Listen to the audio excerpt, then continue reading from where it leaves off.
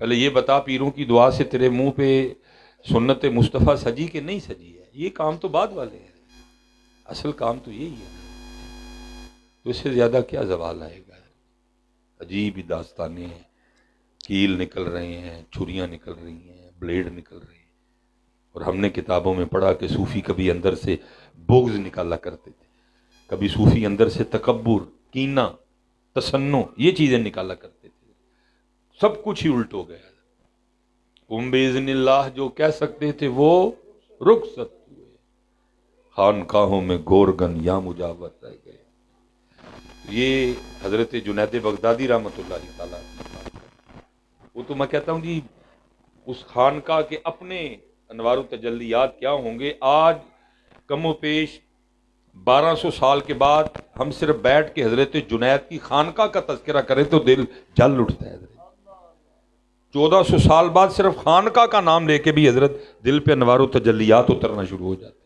تو قربان جاؤں جو حضرت جنید بغدادی رحمۃ اللہ تعالیٰ کی خانقاہ میں بیٹھتے ہوں گے، پھر ان کے انداز کیا ہوتے ہیں۔ اسی لیے تو پھر حضرت اسی خانقاہ سے عمرو بن عثمان مکی نکلے، اسی خانقاہ سے ابو بکر واسطی نکلے، اسی خانقاہ سے حضرت ابو بکر شبلی نکلے۔ اور حضرت آج تو نہ ہمارے پاس اللہ اللہ کرنے کا ٹائم ہے، نہ اللہ اللہ سننے کا ٹائم۔ اسی خانقاہ کا ایک چشم و چراغ حضرت ابو بکر شبلی، اس قدر اللہ اور اللہ کے ذکر سے محبت تھی۔ لکھا ہے، کیفیت ہے نا صوفیوں کی، لکھا ہے روز صبح وہ دکان سے اخروٹ خرید لیتے اور کسی جگہ جا کے بیٹھ جاتے اور سارے بغداد کے بچوں کو اکٹھا کر لیتے اور فرماتے جو جتنی بار اللہ کہے گا میں اس کو اتنے اخروٹ دوں گا۔ بچوں کو بٹھاتے، بچے اللہ اللہ کرتے جاتے، آپ اخروٹ دیتے جاتے۔ کیفیت تھی نا صوفی، کیونکہ کبھی کبھی ذکر کرنے کو دل کرتا ہے اور کبھی کبھی سننے کو دل کرتا ہے۔ کبھی صوفی کی کیفیت ہوتی ہے کہ خود کروں، اور کبھی صوفی کی کیفیت ہوتی ہے کہ کوئی کرے، میں آج اس کے ذکر کو سن کے جو ہے نا میں اس کا مزہ لوں۔ تو وہ لکھا ہے کہ حضرت جنید بغدادی رحمۃ اللہ تعالی علیہ آپ مریدین کو بٹھا کے تربیت کر رہے تھے، اور اس دن موضوع تھا اخلاص۔ جب حضرت تربیت فرما چکے، وہ گفتگو ختم ہوئی تو ایک مرید اٹھ کے عرض کرتا ہے کہ حضور آج آپ نے اخلاص کے لحاظ سے ہماری تربیت فرمائی، تو میرا سوال یہ ہے کہ حضرت نے اخلاص کہاں سے سیکھا؟ تو آنکھوں میں آنسو آ گئے۔ فرمایا اے میرے بیٹے، میں نے تو اخلاص اپنے محلے کے نائی سے سیکھا تھا۔ اتنے بڑے شیخ الشیوخ حضرت سیدنا جنید بغدادی رحمۃ اللہ، جواب ہی بڑا عجیب تھا، ساری خانقاہ ہی حیران رہ گئی۔ جناب سری سکتی جو ہیں وہ آپ کے پیر و مرشد ہیں، اور ہمیں تو تھا کہ آپ ان کا نام لیں گے، آپ کہہ رہے ہیں میں نے محلے کے نائی سے اخلاص سیکھا۔ فرمایا ہاں اسی سے سیکھا۔ عرض کی حضور وہ کیسے؟ فرمایا فقر کا دور تھا اور جنید کے پاس اتنے پیسے بھی نہیں تھے کہ جنید اپنے بال ہی کٹوا لے، کیونکہ معذور تھا، غیور لوگ تھے، ہاتھ پلانا جائز نہیں سمجھتے۔ فرماتے اس لیے وہ بال جو شریعت نے اجازت دی ہے اس سے کچھ تجاوز کر چکے تھے، یہ معذور تھا۔ میں کہتے میں آپ کی بارگاہ میں گیا اور آپ نے بال دیکھ کے فرمایا او جنید جاؤ بال کٹواؤ جا کے، دیکھو اتنے اتنے بال بڑے ہیں تمہارے۔ کہتے ہیں مجھے اب یقین تھا کہ میرے پیر و مرشد کی زبان سے یہ بات نکلی ہے، اب بال کٹوانے کے کوئی نہ کوئی اسباب ضرور پیدا ہوں۔ مرید تھے نا حضرت، یقین والے مرید تھے۔ اب فرماتے میرے محلے کا وہ جو واحد حجام تھا، میں اس کی دکان کے باہر کھڑا ہو گیا، وہ کرسی پہ بٹھا کے کسی کے بال کاٹ رہا تھا۔ اب فرماتے میں نے کہا چلو میری طرف دیکھتا ہے تو بات کرتا ہوں۔ اب فرماتے بال کاٹتے کاٹتے اس کی نظر مجھ پہ پڑی، اس نے سلام کیا، میں نے سلام کیا، اس نے جواب دیا۔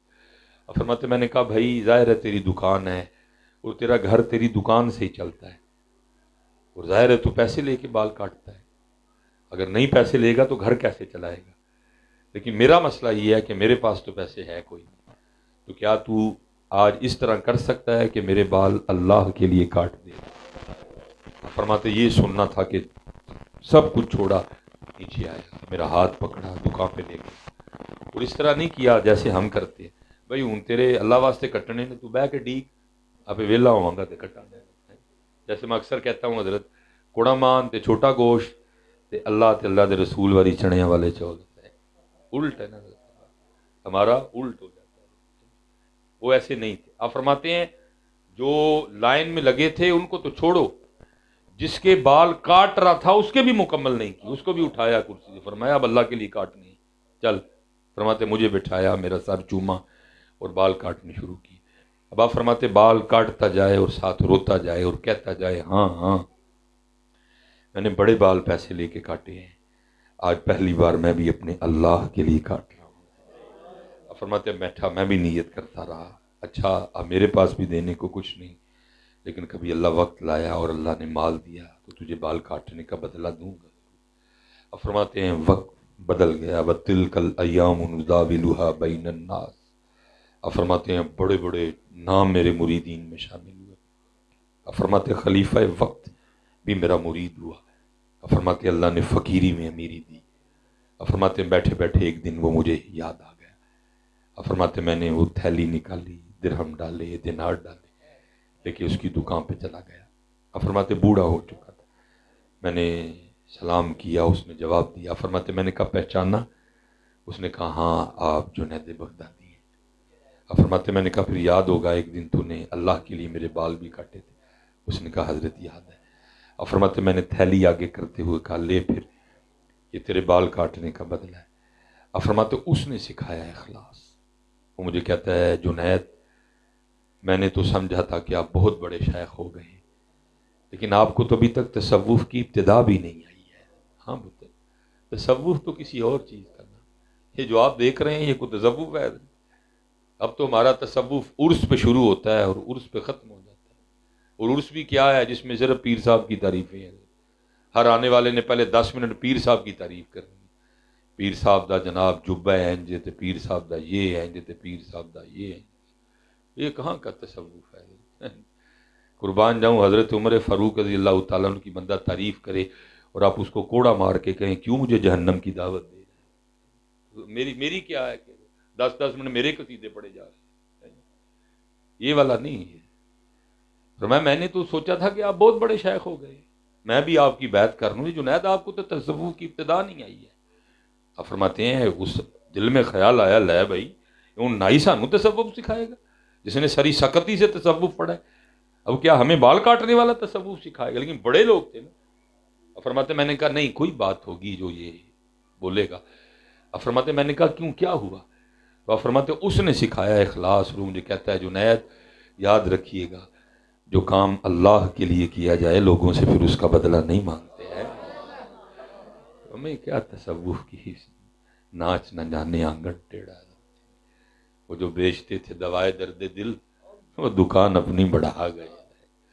وہ تو حضرت یہاں کتابوں میں ہے تو یہاں مزاروں میں ہے، یا کہیں کہیں کوئی لال کوئی ہیرا کوئی نظر آتا ہے. باقی تو حضرت جی وہ میں اکثر کہتا ہوں میں ہمیں حضرت کسی کو کٹ کھا لینی ہے منو کی لوڑ. حضور بلے شاہ جیسا بندہ جان چھڑوا گیا، وہ کہتا سچا کھادے پامبڑ بل دے، سانو کی لوڑ ویلنے چ باندھ دین دی حضرت. لیکن تکلیف ہے، اس لیے حضرت ضرورت ہے کہ تعلیم و تربیت کی طرف توجہ دی جائے. اللہ سب کو سلامت رکھے، با کرامت رکھے. ماشاءاللہ ہمارے جو حافظ صاحب ہیں وہ اپنا آخری سبق سنا کے ہمیں بھی ان برکتوں میں شامل کریں گے. قبلہ پیر و مرشد تشریف فرمائیں، پھر انشاءاللہ دعا کریں گے. وما علینا الا البلاغ المبین.